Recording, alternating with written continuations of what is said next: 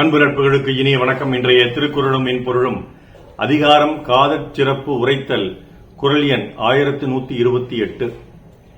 நெஞ்சத்தார் காதலவர் ஆக வெய்து உண்டல் அஞ்சுதும் வேவாக்கு அறிந்து. என் காதலர் என் நெஞ்சில் இருக்கின்றார். சூடான உணவை உட்கொண்டால் அது அவரை சுட்டுவிடும் என்பதால் சூடான உணவை தவிர்க்கிறேன். My lover is in my chest. I am afraid to eat or drink hot because it may hurt him. இதற்கு என்னுடைய துடிப்பா, நெஞ்சிலுள்ள தலைவனை வெப்ப உணவு சுடுமென்று நான் சுடு உணவு தவிர்ப்பது நன்று. நெஞ்சிலுள்ள தலைவனை வெப்ப உணவு சுடுமென்று நான் சுடு உணவு தவிர்ப்பது நன்று.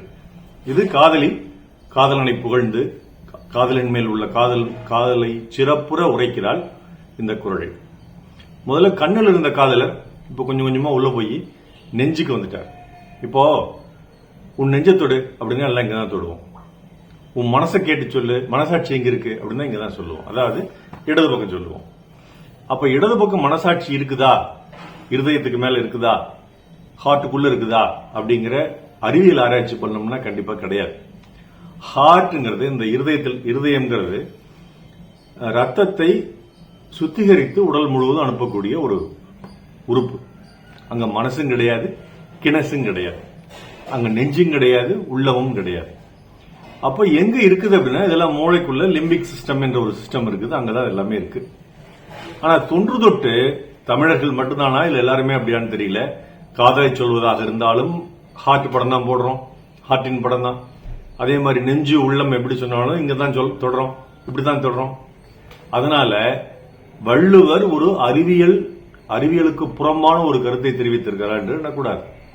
காதலுக்கு பொய்யழகு என்று அவருக்கு உண்மை தெரிந்திரும் கூட பொய்யை எழுதியிருக்கிறார் என்று எடுத்துக்கொள்ளலாம். நெஞ்சாங்கூட்டில் நீயே நிற்கிறாய் பெண்ணே என்று ஒரு பாட்டு வரும். அப்ப நெஞ்சாங்கூடுங்கிறதா அந்த செஸ்ட். அப்ப அந்த நெஞ்சில தான் காதலர் இருக்காரு அப்படின்னா அப்ப செஸ்டுக்குள்ள காதலர் இருக்கார். அது ஹார்ட்டா இருக்கலாம், லங்ஸா இருக்கலாம், எங்க வேணா இருக்கலாம், எங்கேயோ இடத்துல இருக்காரு அவர். ஆனா அதே செஸ்டுக்குள்ளதான் உணவு குழாயும் போகுது, ஈசோபேகஸ் உணவு குழாயும் போகுது. அப்போ அந்த உணவு குழாய்க்குள்ளதான் காதலர் இருக்காரு போல தெரியுது. ஏன்னா அந்த அடுத்த வரியில அப்படித்தான் தலைவி சொல்றான். சூடான பொருட்களை உட்கொண்டால் என்ன ஆகும்? முதல்ல வாய் சொல்லும். ஒரு குவளையில நமக்கு தேநீர், சூடா தேநீர் கொண்டு வந்து கொடுக்குறாங்க. அதை எடுத்து இப்படி வாயில வைக்கிறோம். வைக்கும் பொழுதே இந்த உதறு சுடுதுப்பா அப்படின்னு வைக்கிறோம். கொஞ்சோண்டு உள்ளுக்குள்ள உறிஞ்சிடறோம். உறிஞ்சோடனே என் பேரை சொல்லுவான், ஹாட் ஹாட் அப்படின்னு பாலை சூடா கொடுத்துட்டா அந்த மாதிரி சூடா இருக்கு அப்படின்ட்டு ஒன்னா முழுங்கிடுவோம், இல்லைன்னா துப்பிடுவோம். இன்னும் கொஞ்சம் குடிச்சோம்னா என்ன ஆகும்? அப்படியே அந்த சூடு தொண்டையிலிருந்து அப்படியே கீழே வரைக்கும் அப்படியே இறங்கும். இந்த சூட்டை தலைவி உணர்கிறாள் வெப்ப உணவை உண்ணும் பொழுது. அப்ப சூடா ஏதாவது ஒண்ணு குடிக்கும் பொழுதோ சாப்பிடும் பொழுதோ என்ன ஆகுதுன்னா அந்த சுடு பொருள் உள்ள போகுது இல்லையா? அப்ப நெஞ்சாங்கூட்டில் இருக்கிற காதலன் அந்த ஈசோபேகஸ் உணவு குழாயிலே இருக்கான்னு வச்சுப்போம். அதாவது அதுக்கு ஒட்டி எங்கேயோ சுத்திட்டு இருக்கிறான், அவன் இடத்துல இருக்கிறான், அவங்க வீடு அங்கதான். அங்க போய் இந்த உணவு சுற்றுதான் அவனை. அதனால நான் சுடு பொருளையே உண்பதில்லை, சுடு உணவையே உண்பதில்லை. வெறும் பழைய சோத்து கஞ்சியும் ஐஸ் வாட்டரையும் ஐஸ்கிரீமையும் தான் சாப்பிட்றனே ஒழிய சூடான காஃபி, அது கூட ஐஸ் காஃபி தான் குடிப்பனே ஒழிய கிரீன் டீ தான் குடிப்பனே ஒழிய சூடான தேநீரோ சூடான குழம்பியோ சூடான உணவு வகைகளோ நான் உண்பதில்லை. ஏன்னா அது எனக்கு சொல்றது மட்டும் பிரச்சனை இல்லை. ஏன்னா மிகச்சூடான உணவுகளை தொடர்ந்து உட்கொண்டு வந்தால் இந்த ஈசோபேகஸ் உணவு குழாயில் புற்றுநோயே வரும் சொல்லி அறிவியல் உண்மை சொல்லி இருக்குது. அப்ப இந்த அறிவியல் உண்மையும் அவர் ஐயன் கொடுத்திருக்காருன்னு எடுத்துக்கலாம். அப்ப அந்த சூடான உணவுப் பொருட்களை நான் சில பேர் ரொம்ப சூடா சாப்பிடுவாங்க, சூடா தான் சாப்பிடுவாங்க, கொஞ்சம் அரிப்பனோட தூக்கி போட்டுருவாங்க. காஃபியா டீயா என்னப்பா சூடையில போய் சூடு பண்ணிட்டு வா அப்படிம்பாங்க. அந்த மாதிரி சூடான பொருளை உட்கொண்டு கொண்டிருந்த தலைவன் காதல் உள்ள வந்ததுக்கு அப்புறம் தலைவன் அவளுடைய நெஞ்சத்தில் சென்று குடியேறிய பிறகு சூடான உணவுப் பொருட்களை அவள் தொடுவதே இல்லை, உண்பதே இல்லை.